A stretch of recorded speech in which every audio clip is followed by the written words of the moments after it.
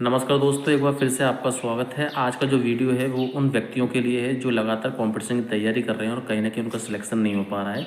और फिर लगातार प्रयास करने के बाद वो कहीं ना कहीं ज्योतिष के पास जाते हैं, पंडितों के पास जाते हैं और पता करते हैं कि लोगों को जिज्ञासा रहती है कि उनके जीवन में क्या चल रहा है, भविष्य को जानने की उनके अंदर जिज्ञासा रहती है। जब ज्योतिषी के पास जाते हैं, अपना हाथ दिखाते हैं और उनके हाथों में कह दिया जाता है कि उनकी नौकरी नहीं लगेगी, तो फिर वो प्रयास करना बंद कर देते हैं। तो आपको ये बता दूं कि ज्योतिषी पूरी तरीके से सही नहीं होते हैं। मुश्किल से 10% संभावना होती है कि उनकी सही होने की संभावना होती है।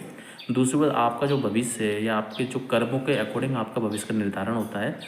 कहीं ना कहीं एक न्यूज़ आई है, इसमें लिखा हुआ है, ज्योतिषी की बात मान लेता तो आज कलेक्टर ना होता। ये कलेक्टर साहब हैं, भास्कर नाम है इनका, कलेक्टर भास्कर लाक्षाकार ने कहा है कि पिता की परेशानी देख सोचा यूपीएससी दे ही दूँ। और आपको बता दें, पहले प्रयास में मिल गई सफलता। यदि इनका कहना ये था कि यदि 2004 में एक ज्योतिषी की बात मान लेता, ये क्या लगातार प्रयास कर रहे थे। इसके बाद 2004 में ये एक ज्योतिषी के पास गए और उन्होंने कहा कि आपकी नौकरी नहीं लगेगी, ठीक है, आपकी हाथों की लकीरों में नौकरी नहीं है। तो इन्होंने फिर मान लिया कि नहीं नहीं, तैयारी करनी है। इसमें न्यूज़ है, देखते हैं। ये 2008-4 में एक ज्योतिषी की बात मान लेता तो आज मैं कलेक्टर नहीं होता, क्योंकि उन्होंने मेरे हाथ देखने के बाद कहा था कि तुम्हारे हाथों में सरकारी नौकरी की लकीरें है ही नहीं। यह सुनकर अच्छा तो नहीं लगा, लेकिन खुद पर भरोसा रखा और आगे बढ़ता रहा। मेरे पिता जो शिक्षक होगा बेहद ईमानदार थे।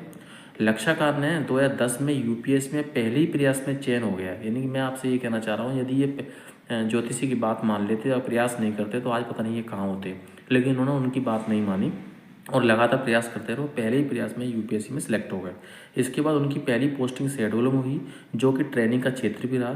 और 2022 में चंदेरी एसडीएम बने, जहां 2014 तक रहे। और 2014 में दतिया के जिप सीईओ के रूप में जिम्मेदारी संभाली। कुल मिला के बात यह है कि ज्योतिषी के कारण कई लोगों का भविष्य खराब हो जाता है।